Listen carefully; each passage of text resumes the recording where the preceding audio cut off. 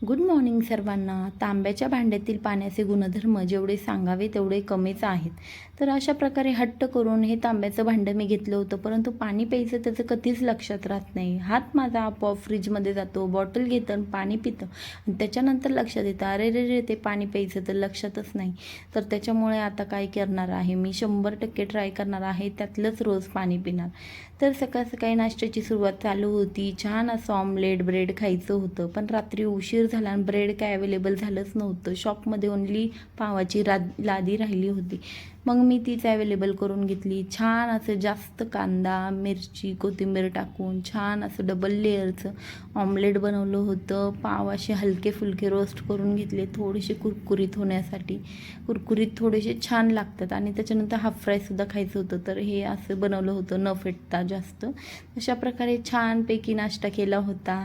त्याच्यानंतर उन्हाळा असल्यामुळे असे बाजारात गोड गोड मस्त अननस आलेले आहेत. तुम्हीसुद्धा पायनॅपल घ्या, खूप छान लागतो. ज्यूस करू शकता किंवा शिरासुद्धा बनवू शकता. याची शिऱ्याची रेसिपी मी लवकरच अवेलेबल करेल चॅनलवरती. त्याच्यानंतर रात्रीची तयारी चालू होती. आज रात्रीमध्ये बनणार होते मस्त फिश फ्राय. तर फिशची रेसिपी 1-2 मिनटात तुम्हाला सांगते.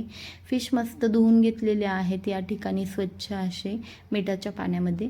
तर मॅरिनेशनची तुम्हाला स्टेप सांगते. मॅरिनेशनमध्ये फक्त फिश फ्रायचा मसाला जो आहे त्याच्यामध्ये पाणी ॲड केलेलं आहे, मीठ ॲड केलेलं आहे आणि तो या ठिकाणी फक्त लावून घेतलेला आहे.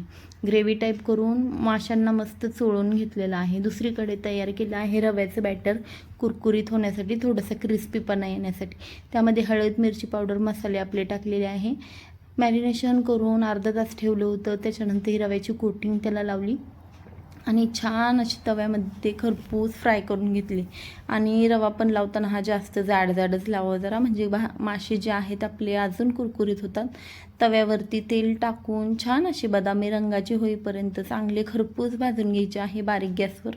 मोठ्या गॅसवर भाजले तर आधीच तुमचे जळून जातील, चांगले शिजणार नाही. दुसरी वेगळं काही यात मसाले वगैरे वापरायचे नाही. हे फक्त रव्याच्या कोटिंगमध्ये तुम्हाला हलकंसं मीठ वाढवायचं आहे, कारण त्याला कोटिंग वाढणार आहे. तर अशा प्रकारे छान तेल टाकून मस्त फ्राय केले, छान खरपूस असे भाजून गेले. त्याच्यासोबत भाकरी आणि सुक्के मासेच बनणार होते, काही त्याला पातळ भाजी वगैरे काही नव्हती. पलीकडे कुकरमध्ये शानला डाळ भात लावला होता. छानपैकी असं जेवण केलं, मस्तपैकी मासे भाकरी कांदा. आणि जेवायला बसल्यानंतर लक्षात आलं की लिंबूच संपलेलं होतं फ्रीजमधलं.